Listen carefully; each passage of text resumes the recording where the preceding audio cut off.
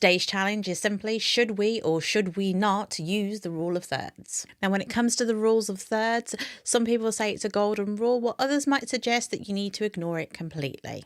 But which is true? The rule of thirds is obviously the simple divide of your frame into 9 equal parts, just like tic-tac-toe, and placing the subject along one of those intersections. And boom, your photo will instantly be more interesting. Science? Magic? Well, let's break it down and make sure that you understand each part. When it comes to a person, then realistically, if you've got a headshot, then we do recommend that you put the eye in the upper third and making sure that it gives you that nice balanced look. If you're looking for a full frame shot, then obviously you're going to be looking at putting the person on one of the third sides, ideally in the direction that they're looking to give them space. Because if you put them on the wrong one, your cat's going to look at you really weird. It's just a rule. When it comes to landscapes, then placing the horizon either on the bottom third or the top third depends all about the interest of the shot in front of you. If your ground is more interesting, then I would recommend that you actually put the horizon at the top of the third. And if your sky is doing beautiful things for you this evening, then I would put it on the lower third, allowing the sky to dominate and create a sense of vastness.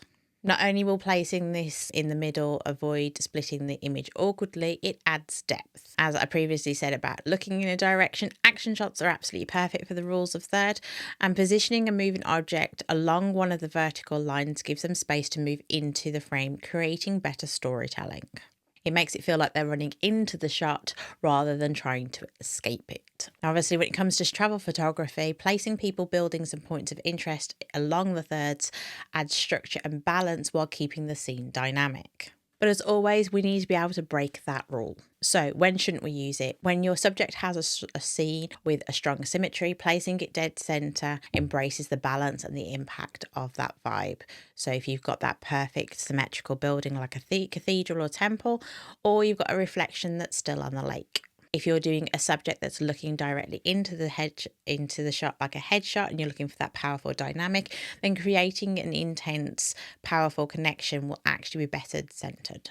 If you're doing an extreme close-up, then filling the frame with the subject creates a more intimate, striking image. Obviously, leading lines don't always match the rule of thirds, and you need to be able to take that. A road leading into the center of a subject would be centered by natural. Bottom line is breaking the rule of thirds will give it more impact and potentially more storytelling. Remember, each shot is its own and you need to take that into consideration.